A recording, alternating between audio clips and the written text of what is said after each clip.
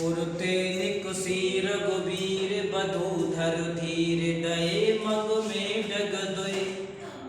झलकी भर भाल कनी जल की पुट्य सूख गए मधुरा दरुवै। फिर पूजत हैं चलनो अब केतिक परण कुटी कर हो कित होए। परण कुटी कर हो कित होए। तिय की लपु आतुरता पिय की अखियां अत्याचार जली जल चुए। तिय की लपु आतुरता पिय की अखियां अत्याचार चली जल चुए।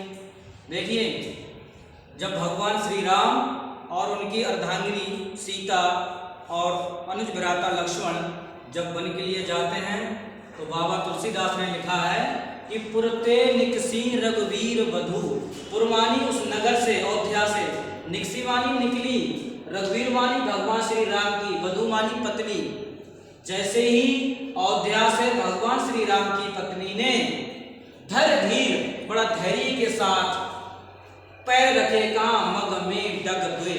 रास्ते में मग मानी, रास्ते में डग मानी, डगर पैर, दुए यानी दो। यानी जैसे ही अयोध्या से भगवान श्री राम की पत्नी निकली और उन्होंने जैसे ही रास्ते में दो कदम रखे तो क्या हुआ, झलकी भर भाल कनी जल की। भाल मानी माथे से, कनी जल की, जल की बूंदें, झलकी मानी झलक पड़ी, यानी उनके माथे से पानी की बूंदें झलक पड़ी। अर्थात माँ सीता को क्या आ गया, पसीना आ गया। और पुट मानी ओठ, सूख गए मधुराधर वै। उनके जो मधुर ओठ थे वो प्यास की वजह से सूख गए। फिर माँ सीता भगवान श्री राम से पूछती हैं कि फिर पूजत हैं चलनो अब केतिक। हे प्रभु, अभी हमें कितना और चलना पड़ेगा। परण कुटी करे हो कित होए। पड़ मानी पत्तों की, कुटी मानी कुटिया। पत्तों की कुटिया कहाँ बनाओगे। और अंत में तुलसीदास जी कहते हैं कि तिये मानी अपनी स्त्री की, लघु आतुरता, अपनी स्त्री की आतुरता यानी परेशानी को देख करके, पिये मानी भगवान श्री राम की, अखियां मानी आंखों में, चार मानी सुंदर, चली जल चुए यानी आंखों से पानी चिचियाने लगा।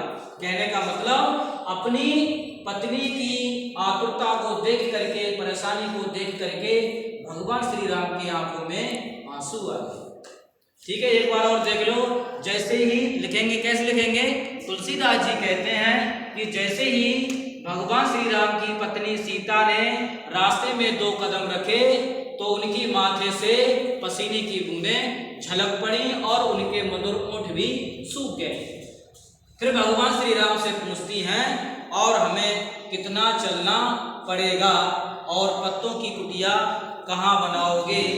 माँ सीता की व्याकुलता को देख करके भगवान श्री राम की आंखों में आंसू आ गए। ठीक है।